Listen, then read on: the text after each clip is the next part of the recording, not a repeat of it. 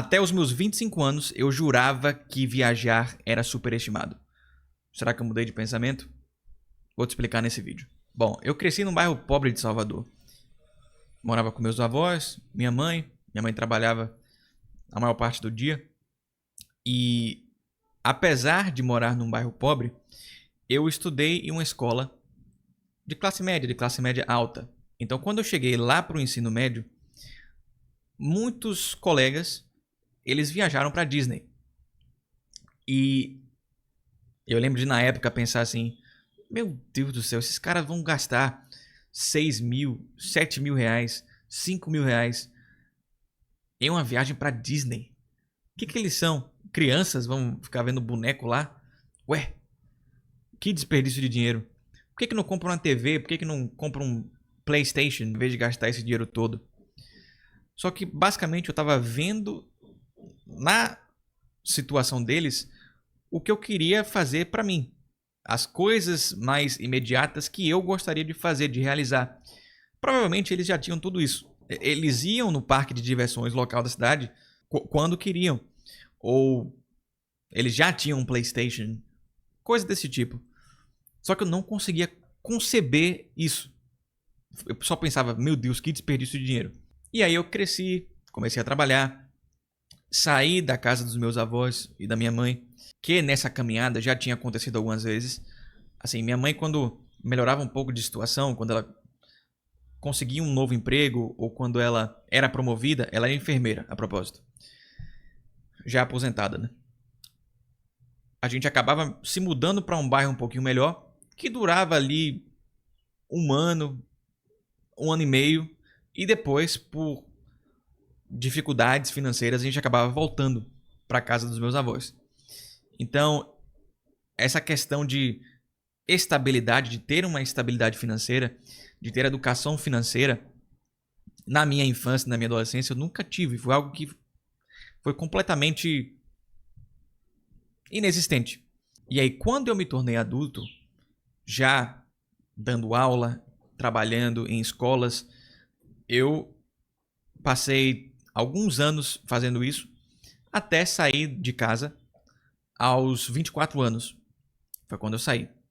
Quando eu saí de casa, eu já tinha um planejamento financeiro muito bom.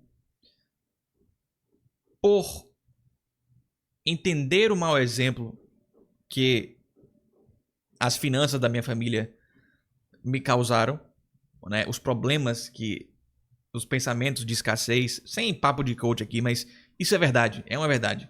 Se você viveu essa situação, você sabe que é verdade, não tem como negar isso. Então eu sempre tive as finanças ali, as minhas finanças muito bem controladas. Já tinha uma reserva de emergência, já tinha noção de investimentos.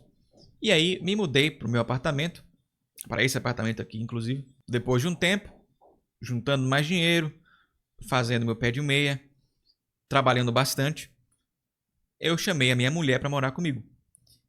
E uma coisa que nós tínhamos em comum é que nós gostaríamos muito de conhecer a Inglaterra. E nessa época eu já tinha alunos lá fora que me pagavam em libra. Mesmo assim, eu não queria deixar de fazer um aporte mensal para um fundo imobiliário, de colocar mais dinheiro ali para render na caixinha, no Tesouro Direto. O pessoal hoje em dia fala caixinha, né? Por conta do Nubank, mas enfim. Porque na minha cabeça eu pensava assim, eu posso me privar de conhecer esses lugares nos próximos anos e daqui a 15 anos, recebendo esses dividendos da renda fixa, dos fundos imobiliários, de ações, eu vou poder viajar de graça. Só que não é todo dia que a gente tem 25 anos, que a gente tem 26 anos. E eu sabia que lá na frente, apesar de conseguir essa viagem de graça, em teoria, eu não teria a mesma energia. A gente não teria essa mesma energia para conhecer os lugares. A gente provavelmente já teria tido filho. Então, refletindo muito, analisando e estudando um pouco mais sobre finanças, não estando tão satisfeito com os meus investimentos também, quando eu comecei a estudar o conceito de inflação, que é o aumento da base monetária, e ver que se eu não fizesse aportes mensais, eu basicamente não ganhava dinheiro, porque mesmo com investimentos bons, fundos que subiam e tal, se eu vendesse o fundo eu teria que pagar o IR sobre esse fundo. Se o fundo caísse, eu comprasse mais cotas, aquele dinheiro ali, por conta da inflação ser tão alta, eu estaria ganhando nominalmente, mas estaria perdendo riqueza. Entendeu? E aí depois comecei a estudar sobre Bitcoin, entre outras coisas. Mas não vou nem entrar nessa seara, porque isso é tópico para outro vídeo. Enfim, eu vi que a coisa mais valiosa que a gente tem é o nosso tempo. E eu preferia pagar por essa viagem agora, né? Que foi há uns anos, foi há 2 anos, 2023, que pagar com tempo, né? E de não ter uma viagem tão boa daqui a 10, 15 anos. Pelo cansaço, de provavelmente estar com filho já. E a gente marcou essa viagem. Um ano depois, acho que nem um ano depois dela morar aqui, dela se mudar pra cá, ela também já tinha dinheiro guardado. A gente decidiu viajar. Eu, claro, por ter as finanças muito controladinhas, fiquei muito nervoso. Não queria no primeiro momento. Eu tinha vontade de visitar a Inglaterra, principalmente o Harry Potter Studios, o Warner Bros. Studios, pela conexão que Harry Potter tem, que eu tenho com Harry Potter, na verdade, pelo fato de ter aprendido inglês, de ter escrito um e-book de como aprender inglês com séries e filmes. Eu não vou nem linkar aqui na descrição, porque não é o propósito do vídeo. Se você abrir a descrição aí, não vai ter link de e-book nenhum. Não é meu objetivo vender isso aqui nesse vídeo. Eu sempre tive isso, entendeu? Essa vontade de conhecer, de estar ali, de ouvir o inglês, as pessoas falando inglês, por ser professor também, de falar no inglês britânico. E estava basicamente adiando isso por conta de não querer gastar aqueles investimentos. Só que aí chegou o dia da viagem. A gente comprou a passagem, fez tudo certinho. A gente ia viajar por conta própria, sem agência, sem nada. A gente sabia que conseguia dar conta, por conta do fato de nós dois sermos professores de inglês. Então, chegamos no aeroporto, nos despedimos dos nossos pais, aquele nervosismo. Durante o voo eu não consigo dormir, em nenhum voo, assim, nenhum voo internacional, porque eu sempre fico de olho nas malas, eu fico de olho na pessoa que está do meu lado, que eu não sei quem é. Então, você é muito paranoico. Pô, é porque tem uma pessoa que eu amo do meu lado, né? Então, e aí, eu lembro que eu não dormi nada. Eu tava assistindo a Harry Potter, inclusive, durante o voo. E só pensando de como seria quando chegasse lá. De como seria o pessoal falando, etc. Só que eu tava muito nervoso ainda. Principalmente pela imigração. Isso é a primeira vez na imigração. Só que aí quando a gente chegou lá em Heathrow, nós pegamos a fila. Foi uma fila bem longa. Algumas horas de fila. 1 hora e pouca de fila. Não sei se chegou a 2. E foi tudo bem. Apesar do agente tentar pregar uma peça assim, né? Falar, vocês vão ficar por tantos dias. Só que a gente já tinha falado um número diferente. Se a gente concordasse, ele ia falar, ué, mas vocês não iam... Entendeu? Tentou pegar a gente no pulo ali. Mas não tinha nem motivo da gente mentir nem nada. Então a gente só falou a verdade. Consertou ele, falou, não, a gente vai ficar esse número de dias. Aí nós pegamos um trem de Heathrow para o nosso hotel. A gente ficou na Baker Street, um hotel bem localizado, muito bom. Bem simples, mas muito bom. Um croissant maravilhoso. E já no trem, eu ouvindo as pessoas falando inglês, eu vendo aquele lugar, aquilo ali abriu minha mente de um jeito que eu não tenho palavras para descrever. Quando você mora em uma cidade, você passa muito tempo naquela cidade ali, sem conhecer o resto do mundo, sua mentalidade, seu jeito de ser, seus hábitos, eles tendem a se manter os mesmos.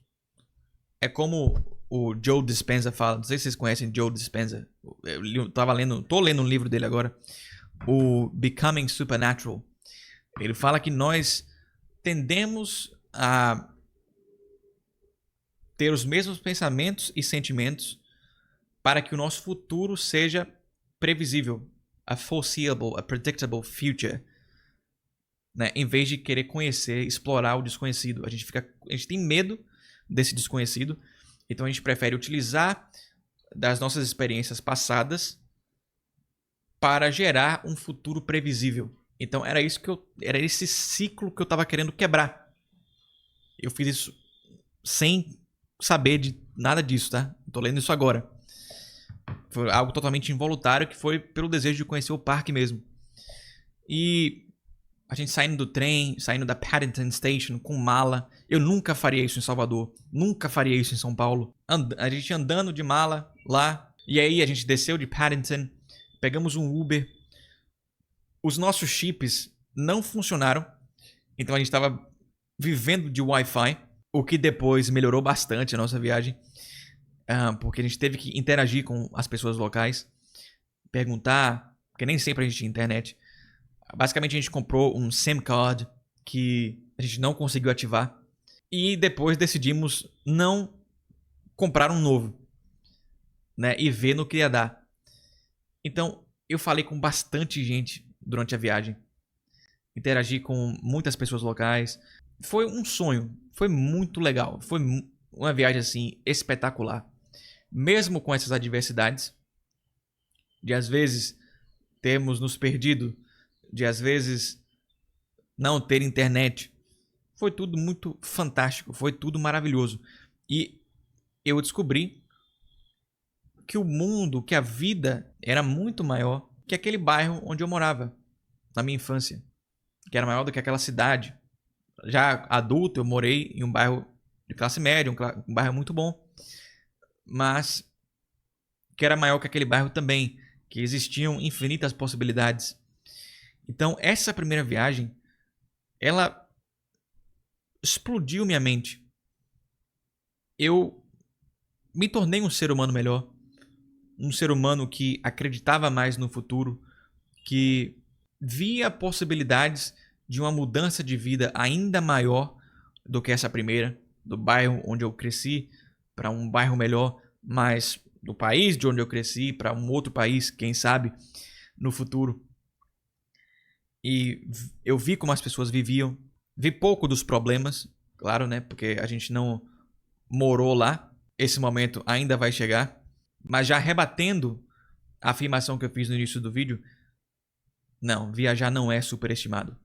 Eu não aconselho você a fazer isso de forma irresponsável.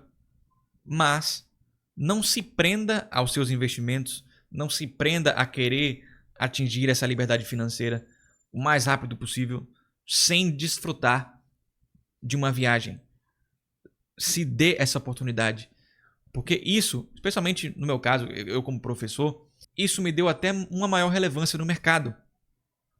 Como um professor que fala inglês britânico, que já foi na Inglaterra algumas vezes, hoje em dia várias vezes, eu posso afirmar que o preço que eu cobro na minha aula hoje é muito maior do que eu cobrava em 2021, 2020.